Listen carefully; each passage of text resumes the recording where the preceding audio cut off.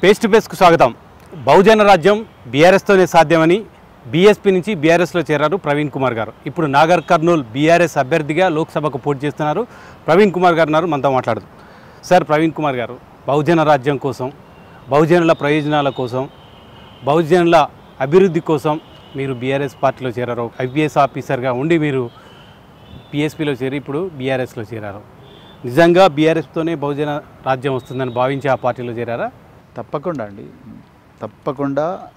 ఈ తెలంగాణ రాష్ట్రంలో బహుజనవాదం, తెలంగాణవాదం రెండూ కలిస్తే ఈ తెలంగాణలో అన్ని వర్గాల ప్రజలకు అందరికి కూడా సమానంగా న్యాయం జరుగుతుందని ఒక బలమైన నమ్మకంతోనే నేను బీఆర్ఎస్ పార్టీలో చేరి మరి కేసీఆర్ గారి ఆశీర్వాదంతో నాగర్ కర్నూల్ పార్లమెంటు బరిలో ఉన్నానండి బీఆర్ఎస్ అభ్యర్థిగా. చట్టసభలోనే ఎందుకు ఉండాలి? బహుజనుల తరపున పోరాటం చేయాలన్నా, బహుజనుల కోసం, వాళ్ళ అభివృద్ధి కోసం, వాళ్ళ అభ్యున్నతి కోసం, వాళ్ళ హక్కుల కోసం పనిచేయాలన్నా చట్టసభలో ఉండాలనే ఏకైక లక్ష్యమేనా ఇది? చట్టసభల్లో ఉంటే చట్టాలు తయారు చేసే అవకాశం దొరుకుతుంది. చట్టాలు తయారు చేసినప్పుడు ఈ వర్గాలకు న్యాయం జరుగుతుంది. మరి చట్టాలు అమలయ్యేలా చూసే అధికారం కూడా చట్టసభల్లో ఉండి మరి ఎగ్జిక్యూటివ్లో ఉంటేనే లాభం అవుతుందనే ఉద్దేశంతోనే నేను ఇక్కడికి రావడం జరిగింది. అది తప్పకుండా ఆ విషయంలో నాకు ఎలాంటి కన్ఫ్యూజన్ లేదు, చట్టసభలు ఉండాల్సిందే. బీఆర్ఎస్తో ముందుగా పొత్తు అన్నారు మీరు బీఎస్పీలో ఉన్నప్పుడు. పొత్తు పెట్టుకోవడానికి ప్రయత్నం చేశారు, పొత్తు కూడా పెట్టుకున్నారు, అనౌన్స్మెంట్ కూడా అయింది. హఠాత్తుగా తెగదెంపులు చేసుకున్నారు. బీఎస్పీ మీ మాట వినలేదు, అందుకే ఆ పార్టీ నుంచి బయటకు వచ్చి బీఆర్ఎస్లో చేరారా? నిజానికి బీఎస్పీ నా మొట్టమొదటి రాజకీయ జీవితమే బీఎస్పీతో ప్రారంభించినది, మీకు కూడా తెలుసు. నేను 350 రోజులు తెలంగాణ వ్యాప్తంగా తిరిగాను. బీఎస్పీ జెండాను మోసాను. బహుజనవాదాన్ని తెలంగాణ ప్రజలకు మరొక్కసారి పరిచయం చేయించాను. పట్టణాలకే పరిమితమైన బహుజనవాదాన్ని మారుమూల అటవీ ప్రాంతాల దాకా కూడా నేను తీసుకుపోగలిగిన. దాదాపు 50,000 కిలోమీటర్లు ప్రయాణం చేసిన, 4,000 గ్రామాలు తిరిగిన. సిర్పూరు జనరల్ సీట్లో నేను ఎలక్షన్లలో పోరాటం చేసిన. 45,000 ఓట్లు దాదాపుగా నాకు వచ్చినాయి. కానీ తెలంగాణ వ్యాప్తంగా చూస్తే ఓటింగ్ పర్సంటేజ్ కేవలం 1.37, అంటే 100కు 1.5 మంది మాత్రమే ఓటేసే పరిస్థితి నాకు 2023 ఎలక్షన్లో కనిపించింది. అయితే పార్లమెంట్ ఎలక్షన్లలో కూడా ఇదే పరిస్థితి పునరావృతం కాకూడదంటే మరి తెలంగాణవాదం, బహుజనవాదం రెండు అణచివేతకు వ్యతిరేకంగా వచ్చినాయి. కాబట్టి ఇవి రెండు కలిస్తే బాగుంటుందన్న ఉద్దేశంతో కాన్షీరామ్ గారు మనం రాజకీయ లక్ష్యం కోసం, రాజకీయ అధికారం కోసం, పేద ప్రజలను పాలకులుగా చేయడం కోసం మనం పొత్తు పెట్టుకోవడంలో తప్పు లేదని కాన్షీరామ్ గారు చేసి నిరూపించారు. కాబట్టి నేను ఆనాడు మరి ఫిబ్రవరి 8వ తారీఖు నాడు లక్నోకు ప్రత్యేకంగా పోయి సీనియర్ నాయకులతో కలిసి పోయి నేను లక్నోలో బెంజీ కుమారి మాయావతి గారి అనుమతితోనే ఇక్కడ బీఆర్ఎస్తోని చర్చలకు ప్రారంభించిన. సో అంతా అయిపోయింది. ఒక 2-3 దఫాలుగా చర్చలు జరిగినాయి. మరి బీఎస్పీ కేంద్ర నాయకులు కూడా వచ్చి కేసీఆర్ గారిని ప్రత్యేకంగా కలవడం, తర్వాత ఇక్కడున్న కేంద్ర కోఆర్డినేటర్లు కూడా కలవడం, కలిసిన తర్వాత మేము 3 అడగడం, వాళ్ళు మాకు 2 ఇవ్వడం, అవన్నీ అయిపోయినాయి. పొత్తులు న్యాచురల్గా, పొత్తు అంటే ముందు చర్చలు జరుగుతాయి కదా, అవన్నీ జరిగిన తర్వాత మరి మార్చి 15వ తారీఖు నాడు మేము నాగర్ కర్నూలు మరి హైదరాబాద్ బరిలో మేము ఉంటామని బీఎస్పీ తరఫున మరి వాళ్ళు మిగతా 15 సీట్లలో పోటీ చేస్తారని బీఆర్ఎస్ కేంద్ర కమిటీ బీఆర్ఎస్ కార్యాలయం వాళ్ళు ప్రెస్ నోట్ రిలీజ్ చేశారు. మేము ఒక నోట్ రిలీజ్ చేసి యాక్సెప్ట్ చేసిన తర్వాత 16వ తారీఖు నాడు సడన్గా మరి బీఎస్పీ అగ్రనాయకత్వం మరి ఏమనుకున్నారేమో, వాళ్ళు సడన్గా పొత్తు క్యాన్సిల్ చేసుకోమన్నారు. సో నేను తెలంగాణ ప్రజల ముందర నేను దోషిగా నిలబడతాను. ఎందుకంటే మేము 2 పార్టీలు ఒక ఒప్పందానికి వచ్చిన తర్వాత మరి పత్రికా ప్రకటనలు ఇచ్చుకున్న తర్వాత సడన్గా ఎలాంటి బలమైన కారణాలు చూపించకుండా సడన్గా పార్టీ పొత్తులు తెగతెంపులు చేసుకోమనడం అంటే ఇక్కడ ఉండే స్థానిక నాయకులు మరి రాష్ట్ర నాయకులు తోలుబొమ్మలు కాకూడదు కదా.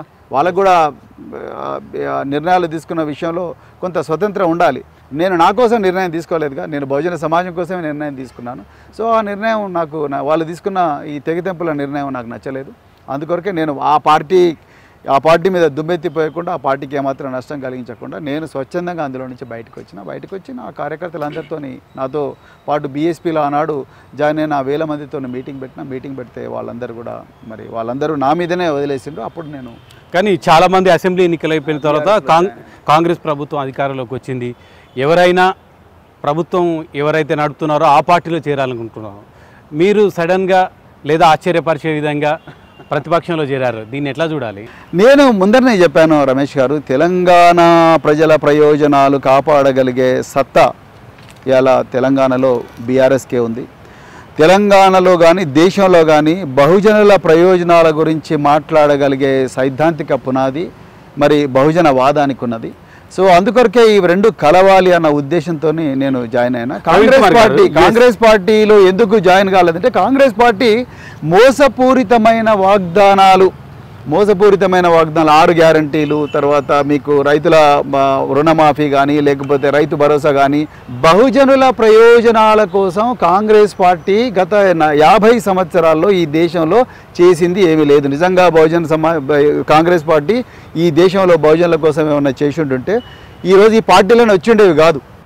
బీఆర్ఎస్ ప్రభుత్వం పూర్తిగా బహుజనులను తొక్కేసింది, ప్రజాస్వామిక పద్ధతులను కూడా అవలంబించలేదు, హక్కులను హరించిందని చెప్పిన ప్రవీణ్ కుమార్ గారు గడిల నుంచి విముక్తి చేస్తాను తెలంగాణను అంటూ ఏనుగెక్కి ప్రగతి భవన్ బద్దలు కొడతామన్న ప్రవీణ్ కుమార్ గారు అదే గడిలోకి వెళ్ళిపోవడాన్ని ఎట్లా చూడాలంటున్నారు ప్రజలు? మీరు ఏనుగుతోని ప్రగతి భవన్ పోతామని ఆ రోజు అన్నారు కదా, మరి ఈ రోజు ఎట్లా మీరు అదే గడిలకు పోతే? నేను గడిలకు పోలేదండి. నేను తెలంగాణలో బహుజనుల ప్రయోజనాల కోసం ఆ ప్రయోజనాలను కాపాడే సత్తా, అదేవిధంగా తెలంగాణ ప్రయోజనాలను కాపాడే సత్తా, తెలంగాణను ఈ బీజేపీ ఏదైతే మరి తెలంగాణను ఖతం చేయాలని చూస్తున్నదో, కాంగ్రెస్ బీజేపీకి లొంగిపోయి మరి ఏ విధంగా అయితే రెండు బడేబాయి చోటేబాయి లాగా మరి ఈరోజు తెలంగాణను దోచుకోవాలని చూస్తున్నారో, దానికి వ్యతిరేకంగా తెలంగాణను కాపాడాలంటే, తెలంగాణలో ఉండే అందరూ బహుజనులను కాపాడాలంటే తప్పకుండా ఇది బీఆర్ఎస్తోనే సాధ్యమవుతుందని నేను ఇలా బీఆర్ఎస్తోని కేసీఆర్ని వ్యక్తిగతంగా, కేటీఆర్ని వ్యక్తిగతంగా ఎవడాడు కేటీఆర్ అంటూ కూడా చాలాసార్లు వ్యాఖ్యలు చేశారు. కేసీఆర్ ఒక దొరల రాజ్యంలో మనకు బహుజనులకు విముక్తి లేదు అంటూ కూడా చాలా రకరకాలుగా మాట్లాడిన ప్రవీణ్ కుమార్ ఇప్పుడు హఠాత్తుగా బీఆర్ఎస్ అంటే ఒక బహుజనులను రక్షించే పార్టీ, కాంగ్రెస్ కాదు, బీజేపీ కాదు అని చెప్తున్నారు. ఎట్లా విశ్వసించాలి ప్రవీణ్ కుమార్ గారిని అనే చాలా మంది ప్రశ్న. నేను నా చేతలు చూసి విశ్వసించమంటున్నా రమేష్ గారు. నేను నా మాటలు కాదు, నా చేతలు చూసి ప్రవీణ్ కుమార్ను విశ్వసించమని చెప్తున్నాను. నేను ఇలా బీఆర్ఎస్, మీరు నిజంగా మీరు ఒక ప్రశ్న అడిగారు, మీరు కాంగ్రెస్కి ఎందుకు పోలేదని. కాంగ్రెస్కి పోతే అధికారం వచ్చేది కదా. రేవంత్ రెడ్డి గారు ఆయన్నే ఓపెన్ గా చెప్పారు. ఎగ్జాక్ట్లీ, రేవంత్ రెడ్డి గారు Telangana state public service commission chairman, ఒక రాజ్యాంగ సంస్థకు చైర్మన్గా ఉండమన్నారు. సో దాని తర్వాత అక్కడ నుంచి నిరుద్యోగులకు పనిచేయమన్నారు. నాకు తెలుసు అండి దాంట్లో ఉండే పరిమితులు తెలుసు. సో ఆ చైర్మన్ పని నేను ఆల్రెడీ తెలంగాణ టీచర్స్ రిక్రూట్మెంట్ బోర్డుకు చైర్మన్గా గత ప్రభుత్వం నియమించింది. దాంట్లో నేను చాలా అద్భుతంగా పనిచేసిన. నేను ఆ విధంగా ఉండాలని అనుకోవడం లేదండి. మీరు ఈ సందర్భంలో ఒక మాట కూడా అన్నారు, నేను గొర్రెను గాను ఆ మందలకు 100% గాను. నేను ఇప్పుడు కూడా చెప్తున్నా, నేను గొర్రెను కాను, నేను గొర్రెను కాదలుచుకోలేదు. నేను ప్రజల గొంతుకగా ఉండాలనుకున్నాను. ఒక టీఎస్పీసీ చైర్మన్గా ఇస్తే మీరు నిరుద్యోగులకు ఎవరి హక్కుల కోసం పోరాడారో, ఎవరికి ఉద్యోగాలు కావాలనుకున్నారో, ఏ బహుజనుల యువతి యువకులకు ఉద్యోగాలు కావాలనుకున్నారో, మీకే ఆ పీఠం ఇచ్చిన తర్వాత కొంతవరకైనా ఒక 50% న్యాయం చేసే అవకాశాన్ని ఎందుకు వదులుకున్నారు? రమేష్ గారు, చాలా మంచి ప్రశ్న. Telangana state public service commission రాజ్యాంగ సంస్థ అయినప్పటికీ కూడా దాని నియంత్రణ అంతా కూడా ప్రభుత్వం చేతిలోనే ఉంటుందండి. అంబేద్కర్ గారు రాసిన రాజ్యాంగాన్ని మార్చాలన్న కేసీఆర్తో కలిసి రాజ్యాంగాన్ని రక్షించాలంటున్నారు ప్రవీణ్ కుమార్. ఇది ఈ ప్రశ్న నేను మీ దగ్గర నుంచి వస్తానని అనుకున్న రమేష్ గారు. కేసీఆర్ గారు ఒకరోజు రాజ్యాంగాన్ని మార్చాలని అన్నారు. దాని తర్వాత 3 రోజుల తర్వాత మళ్ళీ ప్రెస్ మీట్ మీరు కూడా తీవ్రంగా వ్యతిరేకించారు. అందుకొరకే నేను చెప్తున్నాను. నేను వ్యతిరేకించలేదని నేను చెప్తలేను కదా. నేనే బాబాసాహెబ్ అంబేద్కర్ గారి దగ్గర మరి అక్కడ పోయి మేమే కదా అక్కడ ప్రెస్ కాన్ఫరెన్స్ పెట్టింది. సో అక్కడ నుండి తర్వాత మళ్ళీ వారు ప్రెస్ కాన్ఫరెన్స్ పెట్టి నేను రాజ్యాంగాన్ని పూర్తిగా నిర్మూలిస్తాను అనలేదు. నేను రాజ్యాంగాన్ని సవరించాలి, ఈ పెరిగిన ఎస్సీల సంఖ్య కోసం దాన్ని సవరించాలి. బీసీల సంఖ్య పెరిగింది, అదేవిధంగా మైనారిటీల సంఖ్య పెరిగింది, రకరకాల సమస్యలు ఈ దేశంలో వస్తున్నాయి, దానికి సవరణలు చేయాలి రాజ్యాంగానికి అని చెప్పిన తప్ప నేను పూర్తిగా నిర్మూలించాలని అనలేదని వారే చెప్పిండ్రు. అదే కేసీఆర్ గారు మొన్న 125 అడుగుల బాబాసాహెబ్ అంబేద్కర్ విగ్రహం పెట్టిండ్రు, తర్వాత సెక్రటరియట్కు అంబేద్కర్ గారి పేరు పెట్టిండ్రు. అదేవిధంగా ఇంకా రకరకాల విప్లవాత్మకమైన కార్యక్రమాలు తీసుకొచ్చిండ్రు. గురుకుల పాఠశాలలు దాదాపుగా 1000 గురుకుల పాఠశాలలు మీరున్నప్పుడు మీ నేతృత్వంలో చేసినాయి కదా. అప్పుడు నచ్చని కేసీఆర్ ఇప్పుడు ఎట్లా నచ్చుతున్నాడు అనే ప్రశ్న. నేను కేసీఆర్ గారిని ఎప్పుడు కూడా వ్యక్తిగతంగా విమర్శించలేదండి. నేను రమేష్ గారు చాలా మీరు చాకచక్యంగా చెప్తున్నారు. కేసీఆర్ గారు ముఖ్యమంత్రి, కేసీఆర్ గారు ప్రభుత్వం నడిపి నేను కేసీఆర్ గారు విమర్శించలేదు, ప్రభుత్వాన్ని విమర్శించిందంటే ఎట్లా అర్థం? నా బలహీనతనే చాకచక్యంగా చెప్పలేకపోవడం. నేను ఉన్నది ఉన్నట్టుగా చెప్తున్నా రమేష్ గారు. నేనేం చెప్తున్నా అంటే నేను ప్రభుత్వ పాలసీలు ప్రజలు నడిపేది కేసీఆర్ కదా. కేసీఆర్ ముఖ్యమంత్రి సీట్లో ఉన్నప్పుడు ప్రభుత్వ పాలసీలు నిర్ణయాలు తీసుకునేది అమలు చేసేది ఆయన. నేను ఇవాళ రేవంత్ రెడ్డి గారిని కానీ ఆనాడు కేసీఆర్ గారిని కానీ నేను వ్యక్తులుగా వాళ్ళను ఎన్నడూ కూడా విమర్శించలేదు. దళిత బహుజన సమాజం నుంచి ఒక సూటి ప్రశ్న వస్తుంది. ఏమని?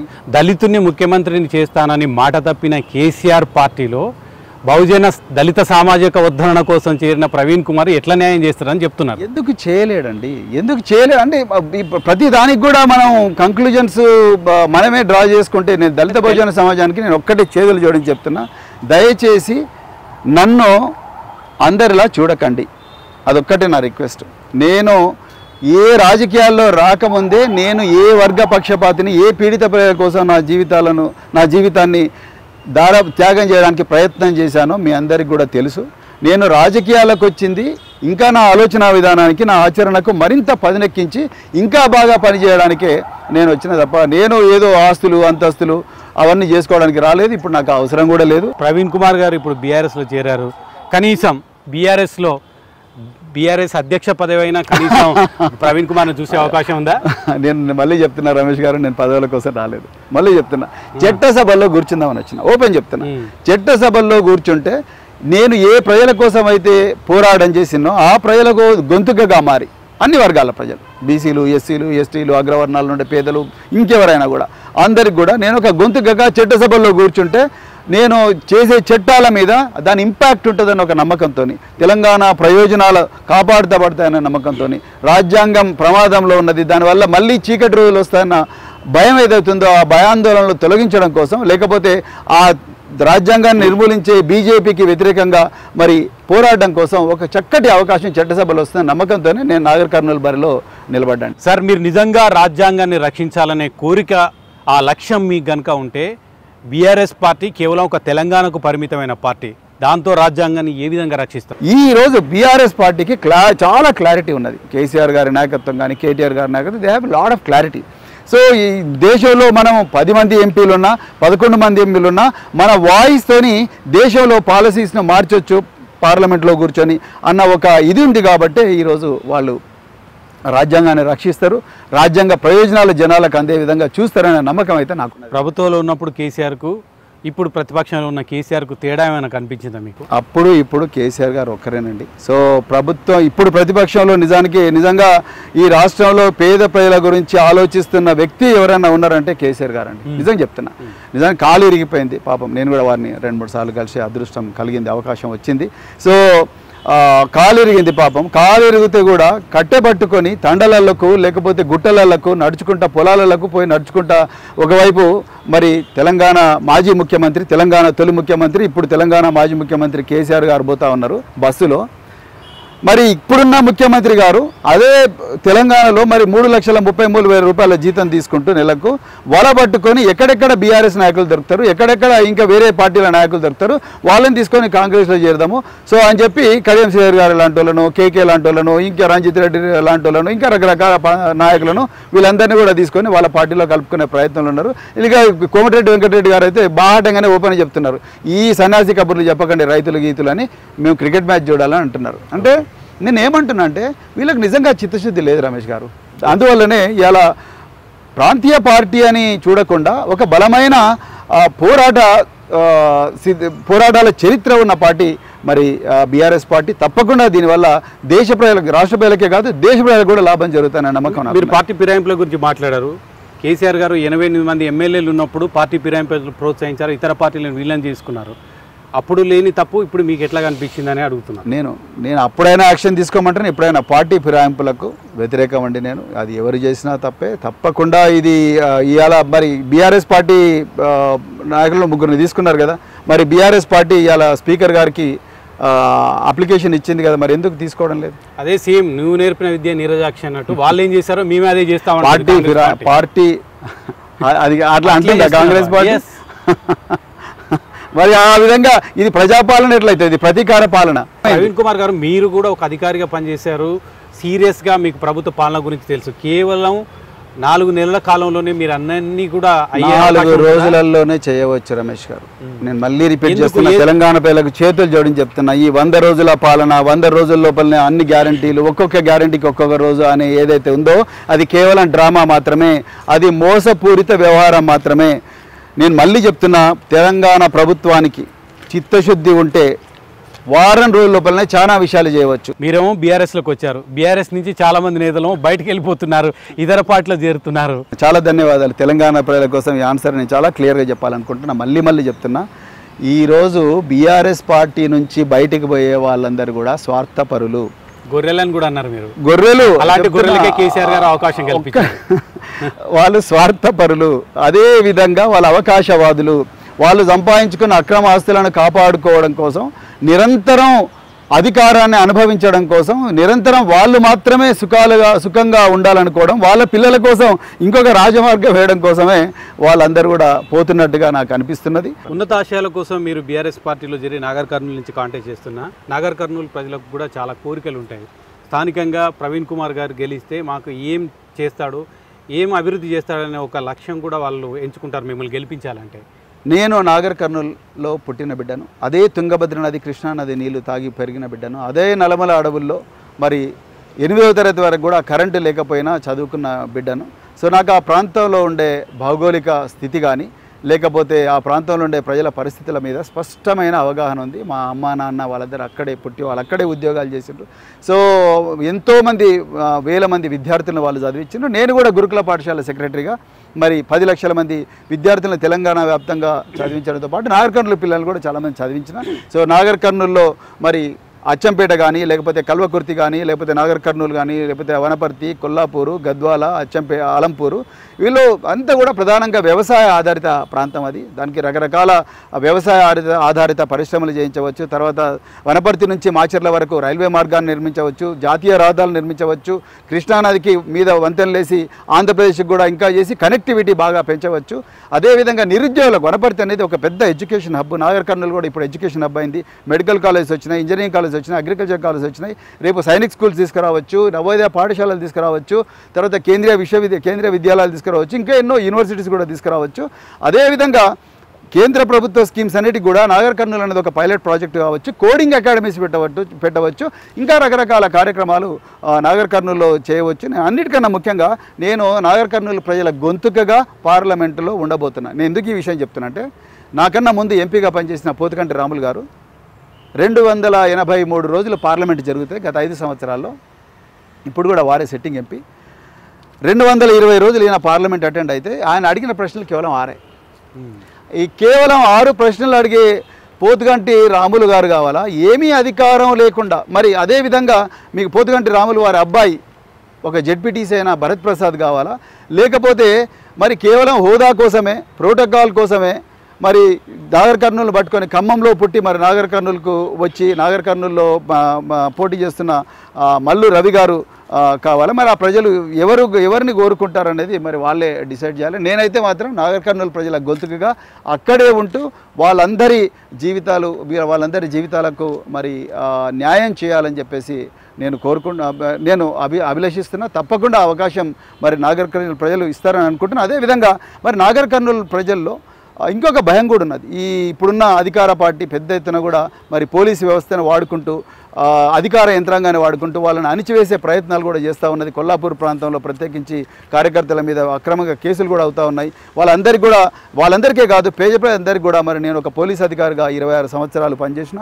సో అందుకొరకు వాళ్ళందరికీ కూడా నేను పోలీస్ యంత్రాంగంతో కానీ, జిల్లా యంత్రాంగంతో కానీ కోఆర్డినేట్ చేస్తూ నేను వాళ్ళందరికీ కూడా ఒక ఆసరగా, ఒక అండగా, ఒక రక్షణగా ఉంటానని చెప్పి కూడా నేను. చివరిగా మీరు ప్రేమించే స్వెరోస్ నెట్వర్క్, మీరు ప్రేమించే దళిత బహుజనుల నుంచి ఒక ప్రశ్న. ప్రవీణ్ కుమార్ దళిత బహుజనులను దగా చేశాడు, మోసం చేశాడు, బీఆర్ఎస్ పార్టీలో చేరే అని చాలా వేదికల నుంచి కూడా ప్రశ్నలు వస్తున్నాయి. మీకు కూడా వచ్చి ఉండవచ్చు. వాళ్ళకి చివరిగా ఏం చెప్తారు? నేను ద్రోహిని కాలేను. ద్రోహం అనేది నా రక్తంలో లేదు. నేను ఎప్పుడు కూడా సేవ చేయడం కోసమే వచ్చాను. నా జీవితాన్ని నా ప్రాణాలకు తెగించి పోరాడింది నేను ఏ వర్గాల నుంచి వచ్చినో ఆ వర్గాల ప్రజలకు నా చేతనైనంత కాడికి న్యాయం చేయాలని వచ్చిన. నేను రాజకీయాల్లో లేనప్పుడు కూడా నన్ను ఎవరు అడగకుండానే నేను నా పోలీసు ఉద్యోగాన్ని వదిలేసి నేను సంక్షేమ శాఖకు డెప్యుటేషన్ మీద పోయినా. సంక్షేమ శాఖలో అందరిలాగా ఆఫీసుల్లో కూర్చొని ఫైళ్ళ మీద సంతకాలు చేసుకొని ఏసీ రూములు లేకపోతే ఏసీ కార్లలో తిరుగుకునే అవకాశం ఉన్నప్పుడు కూడా అవన్నీ వదిలేసి భార్య పిల్లలు వదిలేసి ఆనాడు శ్రీకాకుళంలో బామెన్ నుండి అనంతపూర్లో హిందూపూర్ దాకా, హిందూపూర్ నుంచి ఆదిలాబాద్ దాకా అన్ని ప్రాంతాలు కూడా తిరిగి ఏమాత్రం ఆత్మగౌరవం అనే అవకాశం లేకుండా బతుకుతున్న, జంతువుల కన్నా హీనంగా బతుకుతున్న పేదింటి పిల్లలందరినీ కూడా ప్రపంచ పటంలో నిలబెట్టే ప్రయత్నం నాదైన రీతిలో చేసిన. నేను అప్పుడు కూడా నేను రాజకీయాల్లో లేను. నేను ప్రభుత్వంలో వచ్చిన ప్రతి అవకాశాన్ని కూడా వాడుకొనే లక్షలాది మంది పిల్లలకు గొప్ప చదివించిన. దాని తర్వాత నేను ఉద్యోగానికి 7 సంవత్సరాల సర్వీసు మిగిలి ఉండగానే రాజీనామా చేసిన. నేను డీజీపీ అయ్యే అవకాశం నాకుండే, కానీ నేను రాజీనామా చేసిన. అదేవిధంగా నా పిల్లలకు రిజర్వేషన్ కూడా నేను తీసేసిన రమేష్ గారు. సో నేను ఉద్యోగానికి రాజీనామా చేసిన. ఇప్పటికి కూడా హైదరాబాద్లో కిరాయి ఇంట్లోనే ఉంటున్నా నేను. అదేవిధంగా నేను మరి పెద్దగా సర్పంచులు, పెద్దగా జెడ్పీటీసీలు లేకపోతే ఎమ్మెల్యేలు లేని బహుజన్ సమాజ్ పార్టీ, అంటే ఇక్కడ తెలంగాణలో ఎమ్మెల్యేని బహుజన్ సమాజ్ పార్టీలో చేరి బహుజనవాదాన్ని, బహుజన ఉద్యమం కోసం ప్రాణాలను త్యాగం చేసిన ఎంతోమంది మహనీయులు, సర్దార్ సర్వాయి పాపన్న గౌడ్ కావచ్చు, లేకపోతే పండుగల సాయన్న ముదిరాజు కావచ్చు, బెల్లి లలితక్క కావచ్చు, లేకపోతే దొడ్డి కొమరన్న కావచ్చు, వడ్డే ఓబన్న కావచ్చు, షేక్ బందగి కావచ్చు, మారోజు వీరన్న, ఇంకెంతోమంది. అదేవిధంగా మరి మానశ్రీ కాంశీరామ్ గారు, బాబాసాహెబ్ అంబేద్కర్ గారు, జ్యోతిరావు పూలే గారు, జగ్జీవన్ రామ్ గారు, వీళ్ళందరి జీవితాలను తెలంగాణ ప్రజలకు నన్ను ఎవరు అడగకుండానే నేను పరిచయం చేయించిన. అదేవిధంగా నేను మళ్ళీ ఏం చెప్తున్నా అంటే, నేను ఈరోజు నా ప్రయోజనాల కోసం దీనికోసం నేను ఈ బీఆర్ఎస్ పార్టీలో చేరలేదు. నేను మరి మీ అందరి ప్రయోజనాల కోసం, మీ అందరి ఎజెండాను నా గుండెలో పెట్టుకొని చట్టసభల్లో మీ గొంతుగా మారడం కోసమే వచ్చిన. నేను నిజంగా నాకు ఏమైనా అధికారాకాంక్ష ఉంటే నేను కాంగ్రెస్ పార్టీలో జాయిన్ అయ్యేవాడిని. లేకపోతే కాంగ్రెస్ పార్టీ నాకు ఇచ్చిన Telangana state public service commission అనే ఒక రాజ్యాంగబద్ధమైన క్యాబినెట్ మినిస్టర్ ర్యాంక్ ఉండే పోస్టులో నాకు అప్పుడు ప్రభుత్వం ఆఫర్ చేసినా నేను కాదన్నాను. నేను ఏమాటకామాట నిజాలు చెప్పాలి ఇక్కడ. ఎందుకంటే నేను మీ గొంతుకగా ఉండాలనుకున్నా, రాజ్యాంగాన్ని రక్షించాలనుకున్నా, దానికోసం పోరాటం చేయాలనుకున్నా, అదేవిధంగా తెలంగాణ ప్రజల ప్రయోజనాలు రక్షించాలనుకున్నా, తెలంగాణలో మరి ముఖ్యంగా బహుజన ప్రయోజనాలు రక్షించే ఒక వ్యక్తిగా ఈ చరిత్రలో నిలవాలనుకున్నా. కాబట్టి నేను వచ్చిన, అంతే తప్ప నేను ఎవ్వరికీ ద్రోహం చేయలేదు, చెయ్యను కూడా, చేయబోను కూడా. అది చేసిన రోజు ప్రవీణ్ కుమార్ శవం అవుతాడు, అంతే. థ్యాంక్ యూ ప్రవీణ్ కుమార్ గారు. దళిత బహుజనుల గొంతుక ఇప్పుడు బీఆర్ఎస్ గొంతుకగా మారడానికి, దళిత బహుజనుల హక్కుల పరిరక్షణ, రాజ్యాంగాన్ని రక్షించడం కోసమే బీఆర్ఎస్ పార్టీలో చేరానని ప్రవీణ్ కుమార్ గారు చెప్తున్నారు. తన పోరాటం కొనసాగుతుంది, తన పోరాటం ఇదే రకంగా ఉంటుంది, ఇప్పుడు ఒకే రకమైన పోరాట స్ఫూర్తితో పనిచేస్తానని ప్రవీణ్ కుమార్ గారు చెప్తున్నారు. ఇది ఫేస్ టు ఫేస్ మరో గెస్ట్తో మళ్ళీ కలుద్దాం.